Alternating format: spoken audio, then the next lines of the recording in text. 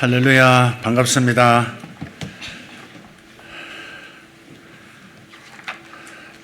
옆에 분에게 축복 한번 해주시죠. 영광을 발산하는 겁니다. 빛이 있으라, 빛이 있으라. 저와 여러분 안에 빛이신 주님이 계시고, 그래서 너희가 세상의 빛이라고 말씀하셨습니다. 빛은 말 아래 두지 않고 돛박 아래 두지 않고 등경 위에 두어서 발산한다 그랬습니다. 그래서 여러분 항상 어디를 가든지 빛이 있으라, 내 안에 있는 빛이 이곳에 임할지어다, 이 가정에 임할지어다, 이 회사에 임할지어다, 나의 팀원들에게 임할지어다, 나의 자녀들에게 임할지어다, 나의 배우자에게 빛이 있으라. 항상 그렇게 하시길 바랍니다. 어떨 때 막 그럴 때 기쁨이 막 올라올 거예요. 나로부터 뭔가가 나가기 때문에, 나로부터 내 안에 있는, 내 영 안에 있는 그 빛이 이 선포, 믿음의 선포를 통해서 나가기 때문에 먼저 내가 혜택을 봅니다. 아픈 곳을 향하여 빛이 있으라 이렇게 하셔도 좋습니다. 자, 오늘은 좀 주제가 조금 이상합니다. 저주에서 자유케 되는 길, 이입니다. 이가 있다는 것은 일도 있다는 겁니다. 창세기 12장 1절에서 3절입니다.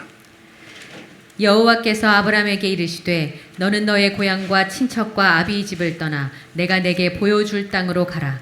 내가 너로 큰 민족을 이루고 내게 복을 주어 내 이름을 창대하게 하리니 너는 복이 될지라. 너를 축복하는 자에게는 내가 복을 내리고 너를 저주하는 자에게는 내가 저주하리니 땅의 모든 족속이 너로 말미암아 복을 얻을 것이라 하신지라. 아멘. 지난 주일에 설교 제목 기억하십니까? 성격도 거듭나야 한다, 그런 제목이었습니다.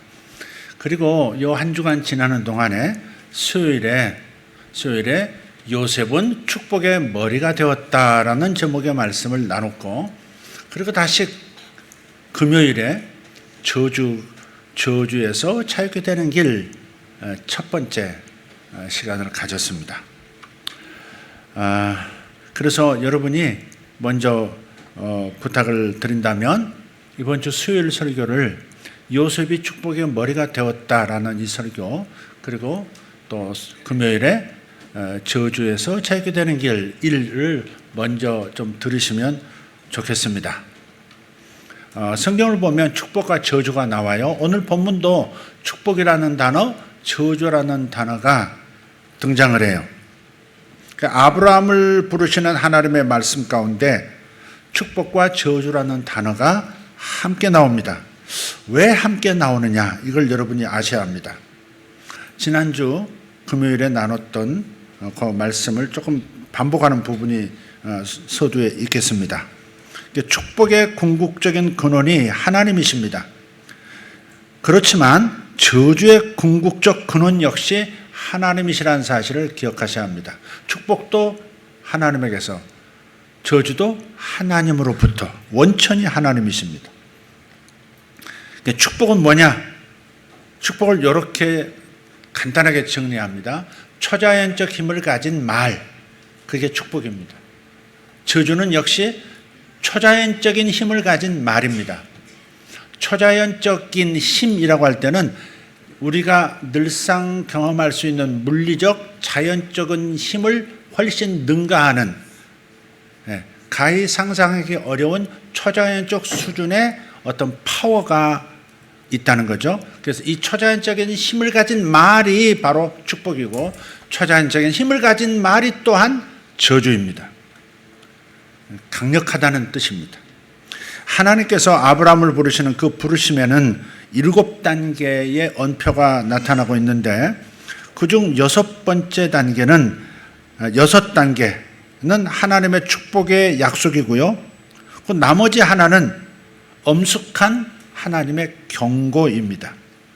창세기 12장 1절 3절에 나타난 이 7단계를 다시 한번 정리해 보면 이렇습니다.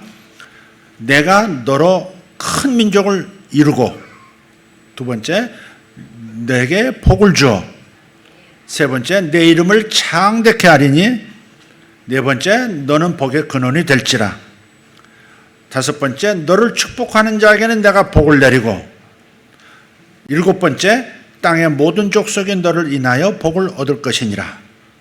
그리고 그 앞에 6번째 단계에서 너를 저주하는 자에게는 내가 저주할 것이다 라는 말씀을 하십니다. 왜 축복하는 이 말씀 속에 저주가 끼어 있느냐 하는 겁니다.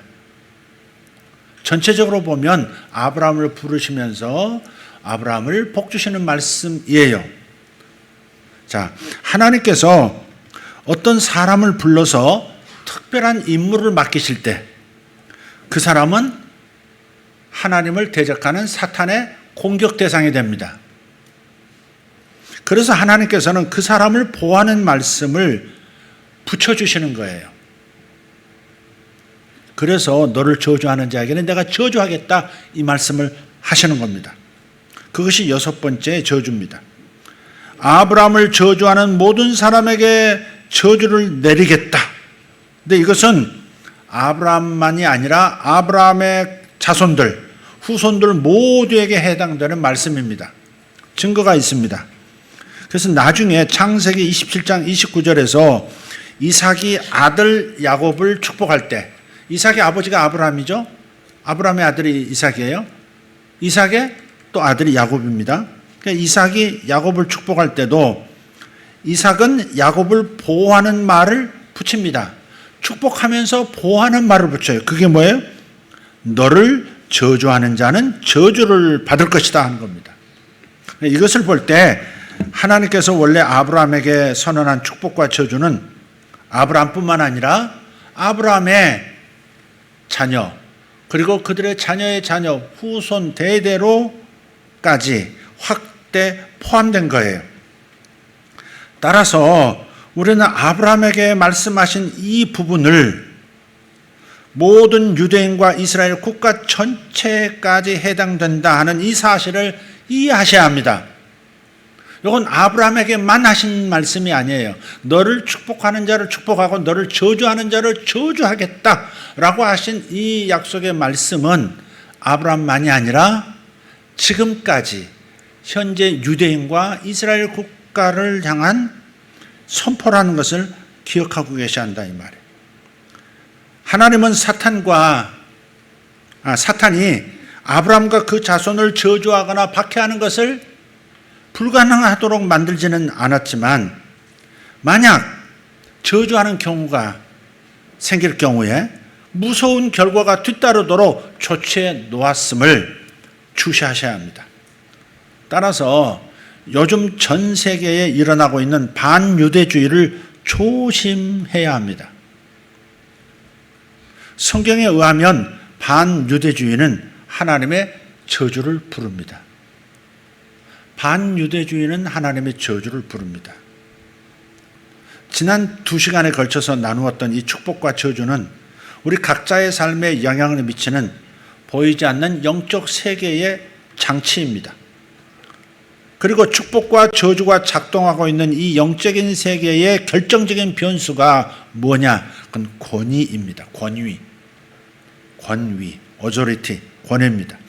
이것이 오늘 설교의 주제가 되겠습니다. 이 권위에 관한 원리를 이해하지 못하면 영적인 세계에서 효과적으로 우리가 기능하지 못하게 됩니다. 우주를 통틀어서 권위의 궁극적인 원천은 오직 천지를 지으신 하나님 한 분뿐이신 줄 믿습니다. 그러나 우리가 또 알 것은 뭐냐면 하나님께서는 당신의 권위를 당신께서 직접 행사하지 않으시고요.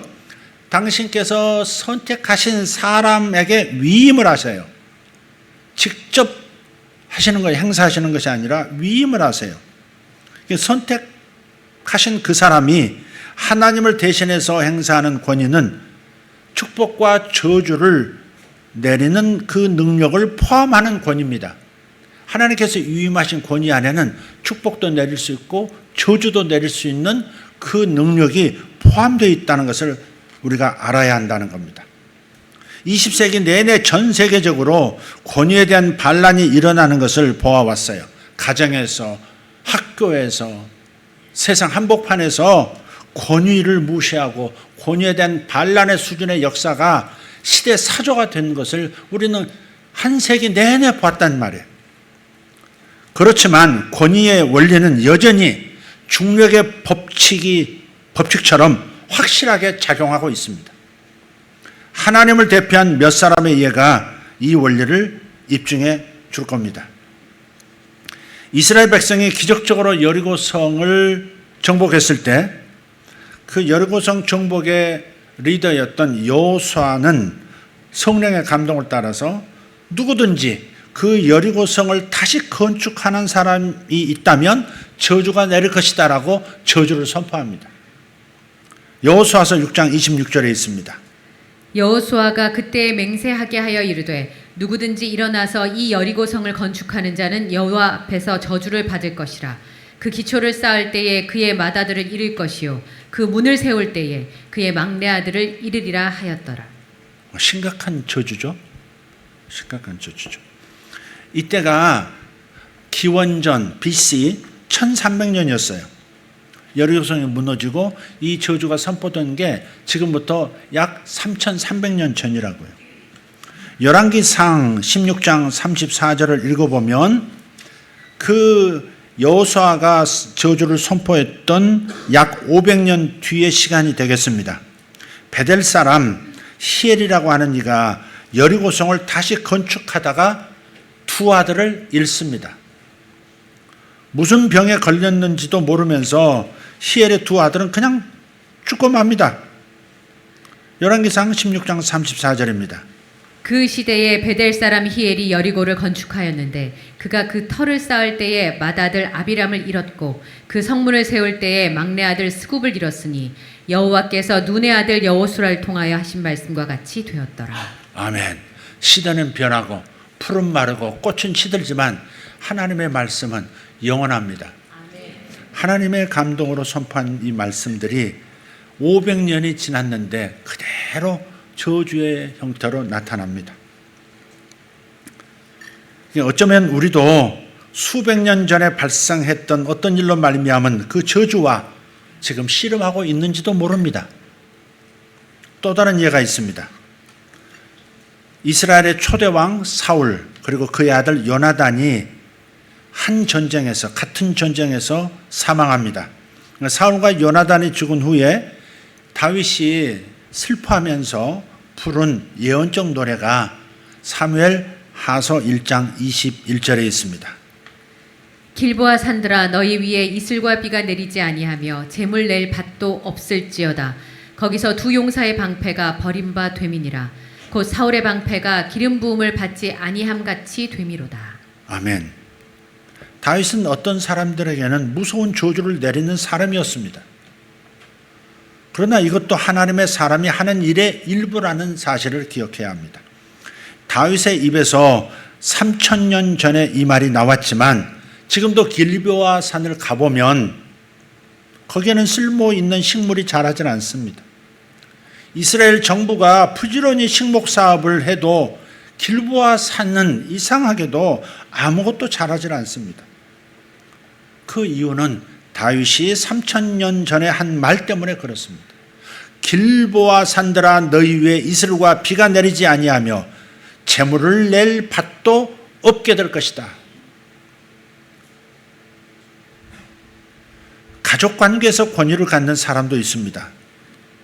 자, 축복과 저주가 작동하는 영적 세계의 가장 중요한 변수가 뭐라고 했어요? 권위라고 했죠. 가족 관계에서 권위를 갖는 사람이 있어요. 이것은 저주의 또 다른 중요한 근원이 됩니다. 하나님께서는 인간 사회에 질서를 부여하셔서 어떤 상황에서 한 사람이 다른 사람에게 권위를 갖도록 만드셨어요. 가장 명백한 본보기는 아버지입니다. 하나님의 말씀에 따르면 아버지는 자신의 가족들에게 권위를 갖습니다. 사람들이 이 질서를 좋아하거나 싫어하거나 상관없이 아버지는 자기 가족들에게 권위를 가지고 있습니다. 하나님께서 위임하신 아버지들에게 위임하신 이 권위를 행사해서 아버지들은 하나님의 뜻이 이루어지도록 하셔야 합니다. 하나님의 뜻이 이루어지고 가족들을 보호하는 그 권위를 사용해야 되고 가족들을 하나님의 뜻 가운데서 인도하는 그 권위를 사용해야 합니다. 잘못 나갈 때 훈계하고 교훈할 수 있는 그 권위를 사용해야 할 책임이 있습니다. 하지 않는다면 그것은 그 사람의 문제고 결과적으로는 가정에 복이 되지 않는다 하는 겁니다. 가족 관계에서 권위를 받은 또 다른 사람은 아내에 대해 권위를 갖는 남편입니다. 남편과 아내는 매우 가까운 사이죠. 하나라고 그랬습니다. 한 몸이라 그랬어요. 성경은 하나님은 그리스도의 머리이시고 그리스도는 남편의 머리가 되시고 남편은 아내의 머리라 이렇게 질서를 지어 놓으셨습니다. 고린도전서 11장 3절에 있습니다. 그러나 나는 너희가 알기를 원하노니 각 남자의 머리는 그리스도요 여자의 머리는 남자요 그리스도의 머리는 하나님이시라. 아멘. 여권 신장론자들이 이에 대해서 무엇이라고 말하든 이것은 진리라는 사실은 변할 수 없습니다. 그것을 부인한다고 해서 진실이 바뀌는 것은 아니죠. 야곱과 그 가족의 사례를 한번 들어서 이 부분을 살펴보도록 하겠습니다. 야곱은 외삼촌 라반을 14년 이상 섬겼습니다. 그래서 2명의 아내와 2명의 첩이라고 해야 되나요? 원래 옛날에는 여자들이 시집을 갈 때 있는 집에서는 애를 못 낳는 경우, 자기 딸이 애를 못 낳는 경우를 생각해서 아이를 낳아주는 몸종을, 그 신약 성경에서는 헬라어로 눌레라고 해요. 눌레. 남자 종을 눌로스라고 하고 여자 종은 둘레라고 해요. 근데 그 둘레들을 구약에도 딸려 보냈단 말이에요.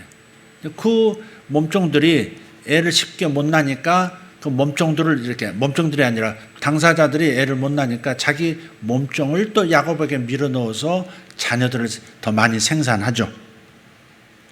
그래서 2명의 아내와 2명의 첩 그리고 12명의 자식을 야곱은 가졌어요.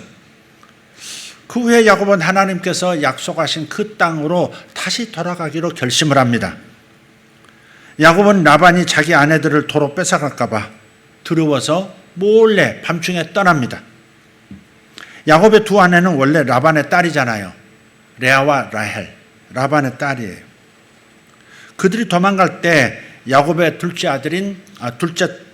아내인 라헬은 자기 아버지가 집에 두고 섬기는 신상을 훔쳐갔습니다. 라반이 집에 신상을 모시고 있는 것도 그릇된 일이었지만 라헬이 신상을 훔쳐가는 것도 안 될 일이었죠. 라반이 이것을 나중에 알고 매우 화가 나서 사병들을 이끌고 쫓아갑니다. 그리고 야곱에게 자기 신을 도적질한 것을 비난합니다. 야곱은 라헬이 한 일을 모르고 있었기 때문에 도적질했다는 비난을 받자마자 아주 분개합니다. 그래서 창세기 31장 32절에서 야곱은 이렇게 말했습니다. 외삼촌의 신을 누구에게서 찾든지 그 훔쳐간 그 사람은 살지 못할 것입니다. 이렇게 얘기를 해요. 창세기 31장 32절입니다. 외삼촌의 신을 누구에게서 찾든지 그는 살지 못할 것이요 우리 형제들 앞에서 무엇이든지 외삼촌의 것이 발견되거든 외삼촌에게로 가져가소서 하니 야곱은 라헬이 그것을 도둑질한 줄을 알지 못함이었더라. 예. 그래서 야곱이 오해받는 것을 분개해서 무심코 툭 던진 말인데 결국 가장 사랑하는 자기 아내에게 내린 저주가 되고 말았습니다. 야곱은 레아보다 라헬을 사랑했죠. 원래 라헬을 얻기 위해서 고생을 했던 사람이거든요. 진짜 사랑하는 사람은 라헬이었습니다. 근데 그 라헬을 향해서 남편의 권유로 저주를 내린 말이 되고 만 거예요.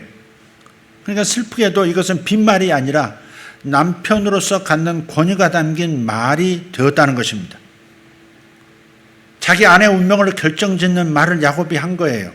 그리고 그 후에 라헬은 가나안 땅으로 돌아오던 도중에 막내 아들을 생산합니다. 출산합니다. 그 아기를 출산하다가 죽게 됐어요. 길에서.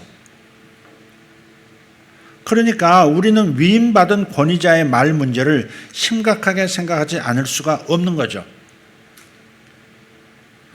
원래 초대 왕이었던 사울의 딸, 그 딸이 다윗의 첫 번째 아내였습니다. 근데 다윗이 하나님 앞에서 찬양하고 하나님을 정말 온 마음을 다해서 경배하는 그 모습을 보면서 그 아내된 사울의 딸이 조롱을 했습니다.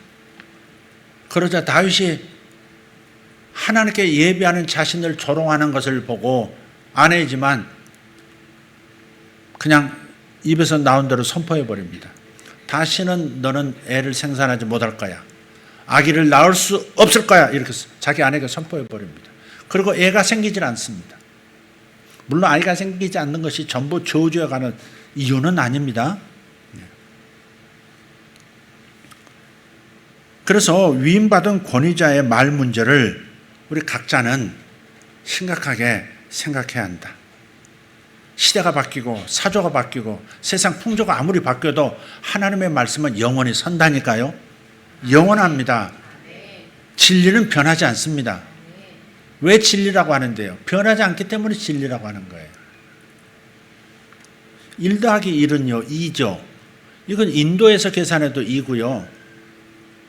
미국에서 계산해도 2고 한국에서 계산해도 2입니다. 그걸 수학적 진리라고 하죠. 중력의 법칙은 어디서나 작동하죠. 어느 시대, 어느 세대에서도 중력의 법칙은 작동해요. 이걸 물리적인 진리라고 하죠. 하나님의 말씀은 변하지 않기 때문에 진리인 겁니다. 시대 상황과 상관이 없어요. 여러분 하나님의 말씀 앞에서 두려운 마음을 가져야 합니다. 아버지도 이와 비슷한 영향을 미치는 역할을 수행합니다. 하나님의 직접적인 축복 다음으로 인생에서 가장 바람직한 것은 아버지의 축복입니다. 그리고 가장 두려워해야 할 일 가운데 한 가지가 또한 아버지의 저주입니다. 수많은 아버지가 자기도 모르는 사이에 자식들에게 저주를 내립니다. 어떤 아버지에게 2 아들이 있습니다. 첫째는 영리한데 둘째는 그리 똑똑하지 못합니다. 그래서 아버지는 둘째 아들을 그렇게 탐탁지 않아 하고 별로 좋아하지 않습니다. 그러다 보니까 그 아버지가 그 아들에게 이렇게 말할지도 모릅니다. 너는 절대 성공하지 못할 거야. 네 형은 유능한데 너는 하는 일마다 못난 모습이잖아. 자식을 향해 하는 아버지의 말은 그냥 말이 아닙니다. 이런 류의 말은, 이런 내용의 말은 저주입니다. 아까 말씀드렸죠. 저주는 초자연적인 힘을 가진 말이라 했어요. 하나님께서 위임받은 권위자의 말은 상상할 수 없는 초자연적인 힘을 가지고 있습니다. 역사해요. 물론 어머니도 아버지와 마찬가지로 자식에게 해로운 말을 할 수 있습니다. 이처럼 부모가 자식에게 내뱉은 저주 때문에 평생 고통스럽게 살아가는 사람들이 적지 않습니다. 결혼을 하게 되면 배우자와 한 몸이 되기 때문에 시부모님 혹은 장인 장모도 나의 권위자가 됩니다. 시어머니의 말 한마디 때문에 평생 운전을 못하는 여성도 제가 상담한 적이 있습니다. 시어머니가 결혼 전에 무당에게서 점을 한번 봤는데 그 며느리가 운전하면 네 아들 죽어 그런 겁니다. 결혼하기 전에 점치고 받은 메시지인 거예요. 그 며느리가 운전하면 네 아들 죽어. 그 무당의 말을 시어머니가 받아들였고요. 그 말을 또 며느리에게 그대로 전합니다. 너 운전하면 내 아들 죽은 목숨이야. 그러니까 운전은 평생 할 생각도 하지 마. 이렇게. 그래서 이분이 40 중반이 되도록 운전을 못 한다는 거예요. 저는 예언적인 상담을 하면서 이런 분들을 저주로부터 해방시킨 경험이 있습니다. 주님은 길을 내셨어요. 저주의 피해를 당하지 않도록 저주로부터 벗어나는 길을 준비해 놓으셨어요. 교사는 학생들에게 권위를 행사하기 때문에 학생들에게 저주를 내리는 사람이 될 수도 있습니다. 학생과 사이가 좋지 않은 교사가 있다고 생각해 봅시다. 그 교사는 이런 말을 할지도 몰라요. 너는 도대체가 말귀를 알아듣지 못하는구나. 너는 머리가 나쁜 거야. 그러니 너는 유능한 사람은 못 돼. 큰 성공하지 못해. 이렇게 권위자가 말을 했어요. 그 결과를 조심스럽게 생각해야 합니다. 목회자는 성도들에게 영적 권위를 갖기 때문에 성도들의 삶에 긍정적인 거나 부정적인 말을 할 힘을 갖는 사람입니다. 어떤 초자연적인 힘을 작동시킬 수 있다 이 말입니다. 어떤 성도가 목회자하고 충돌했고요. 그래서 교회를 떠났다고 가정합시다. 그런데 그 목회자가 이렇게 말한다면 이건 큰일이 됩니다. 당신이 어디를 가든 당신이 회개하기 전에는 결코 복을 받지 못할 거요. 이렇게 말하는 목회자들을 과거에 많이 보았습니다. 다시 말씀드리지만 이것은 저주하는 겁니다. 이것은 무시해도 될 만한 일이 아니라 심각한 문제입니다. 지도자들은 주님의 양에게 이런 일을 저질러서는 안 되죠. 반대로 교회를 떠나면서 이 교회는 무너질 겁니다. 그렇게 말하는 사람도 저는 봤어요. 지난주까지 저를 대면하고 기도도 받고 같이 밥도 먹고 그랬던 사람이 어딘가 가서 어떤 이상한 집회에 가서 뭔가 어떤 영향을 받았는지 그 주간에 돌아와서 목사님 이 교회는 이렇게 무너질 겁니다. 이 기도 다 박살나고 이 건물조차도 무너질 겁니다. 이렇게 전했습니다. 이러고서 휙 떠난 어디서 뭐하고 사는지 잘 모르겠어요. 물론 거기에 대한 대처도 있습니다. 저는 그 무효화 시켰습니다. 그런 일은 일어나지도 않았고 일어나지도 않을 겁니다. 이 사탄의 종들이 하나님의 자녀들을 공격하는 주요 무기가 있는데 그게 바로 저주입니다. 초자연적인 힘을 가진 말, 저주입니다. 이것은 민수기 22장부터 24장에 나오는 모압 왕 발락과 발람의 이야기가 생생하게 묘사해 줍니다. 이 발락은 이스라엘과 싸워서는 도저히 이길 수 없다는 사실을 깨닫고 그래서 이렇게 이 사이비 예언을 하는 발람을 고용해서 이스라엘을 저주하라고 요청을 합니다. 오늘날도 어떤 문화권에서는 부족끼리 싸울 때 전투에 나가기 전에 주술사가 적군에게 저주를 내리죠. 저주를 겁니다. 그런데 발람이 이스라엘을 저주하려고 시도할 때마다 하나님께서 개입하셔서 저주를 축복의 말로 바꿔버리셨습니다. 이스라엘은 저주를 받으라 이렇게 말하려고 하는데 이스라엘은 대대로 복이 있을지어다 말이 이렇게 나와버리는 겁니다. 이것은 하나님께서도 발람이 이스라엘을 저주하는 것이 아무런 힘이 없는 빈말이라고 간주하지 않으셨다는 것을 보여주는 거예요.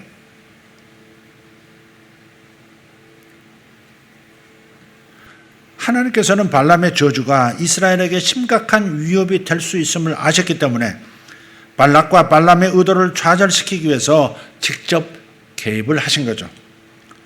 그때로부터 많은 시간이 흘렀어도 하나님의 견해는 바뀌지 않습니다.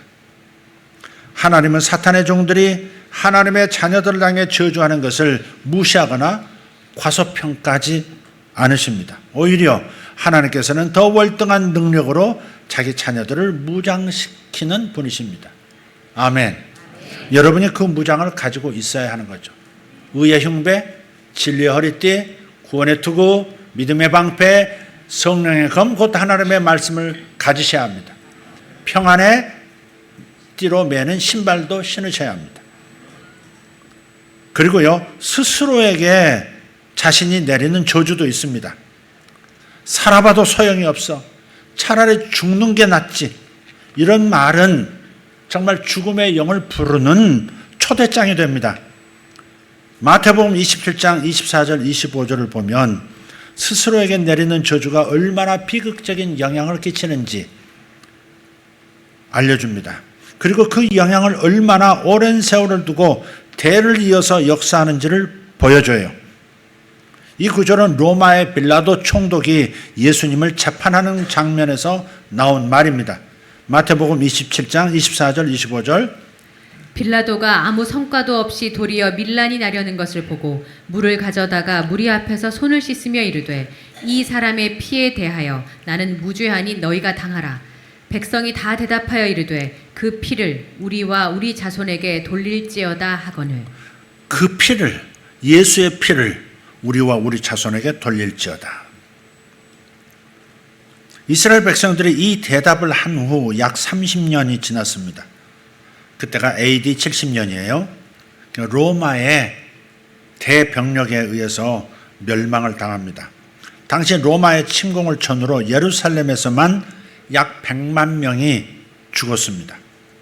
그리고 나라를 잃어버리고 거의 2000년 동안 전 세계에 흩어져서 이방인으로 살아가게 됩니다. 우리가 역사의 이야기들을 들어보면 지난 19세기 동안 내내 고난을 당했던 유대인의 역사, 조상들 스스로 자신과 자신의 자손들에게 내린 그 저주의 영향이 자손 대대로 내려왔었다 하는 것을 알게 됩니다. 2000년 동안 별다른 이유 없이 유대인들은 고난을 당했죠. 그들이 겪었었던 그 고통스러운 삶의 원인은 바로 이 빌라도 법정에서 스스로 내리는 저주였습니다. 이 사람의 피해에 대해서 나는 무죄하니 당하려면 너희가 당해라 하고서 빌라도가 공을 이스라엘 백성에게 던졌을 때 백성이 이구동성으로 말합니다. 그 피를 우리와 우리 자손에게 돌릴지어다. 하나님의 아들 예수를 죽인 그 핏값을 우리와 우리 자손에게 돌릴지어다. 저주가 뭐라 그랬습니까?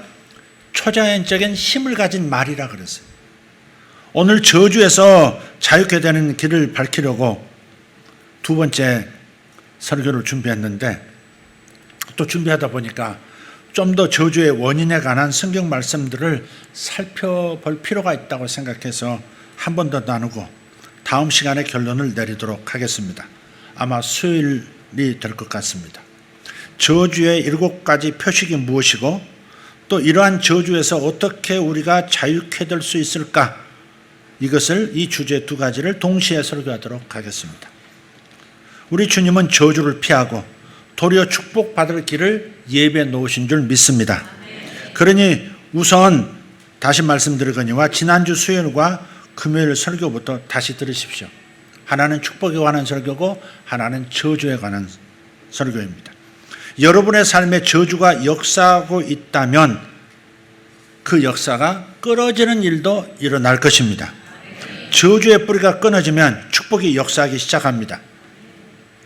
우산 치우면 비를 맞게 되듯이 저주의 뿌리를 끊어버리면 축복이 역사하기 시작해요. 그러자면 우선 저주 현상이 무엇인지 어디에 뿌리를 두고 있었는지를 저와 여러분이 잘 아셔야 그 부분을 도려낼 수 있습니다. 오늘 말씀은 여기서 정리하도록 하겠습니다. 기도하겠습니다. 하나님, 우리가 오랜만에도 약 3번 정도 본문으로 선택했던 창세기 12장 1절 3절에서 왜 저주하겠다는 항목이 붙어 있는지 우리가 알게 되었습니다. 특별한 임무를 맡은 사람 그리고 그 민족에게 사탄은 대적이 되어질 것이고 그래서 사탄의 노예들로부터 종들로부터 받는 저주로 인하여 특별한 임무를 받던 사람들이 피해를 당하지 않도록 임무를 완수하도록 그래서 저주하는 자를 저주할 것이다 라고 하는 약속을 붙이셨습니다. 아버지 하나님, 사탄은 이 인간의 말에 초자연적인 힘을 이용해서 저주하고 하나님의 자녀들이 형통하지 못하게 하려는 시도를 오랫동안 인류의 역사만큼 긴 시간 동안 해왔습니다. 이제는 우리 대에까지 내려와 있는 이 저주의 뿌리를 온전히 드러내고 그리고 축복이 풍성하게 나타나는 역사를 경험해야 되겠습니다. 아버지 하나님 역사하시는 것을 믿습니다. 우선 알았으니 하나님 내 삶 가운데 판단되어지는 이 부분을 제거하는 일을 이제 이번 주간에 할 수 있도록 은혜를 내려 주시옵소서. 감사합니다. 예수 이름으로 모든 저주를 십자가에서 감당하신 주님을 먼저 찬양합니다. 아버지, 저주를 당신께서 짊어지시고 오직 우리가 축복을 받도록 만들어주시는 십자가의 은혜, 예수 그리스도의 보혈의 은혜를 찬양합니다. 주님, 우리에게 방어막을 씌워주신 것을 감사하고 보호막을 씌워주신 것을 감사합니다. 우리 사랑하는 성도들, 그리고 저들의 가정, 저들의 일터, 사업자, 저들의 모든 삶의 영역 위에 예수 그리스도의 이름으로 성령의 빛과 성령의 불로 예수 그리스도의 보혈로 보호막을 씌웁니다. 예수 그리스도의 전능하신 힘으로 덮습니다. 예수님의 이름으로 축복하며 기도합니다. 아멘.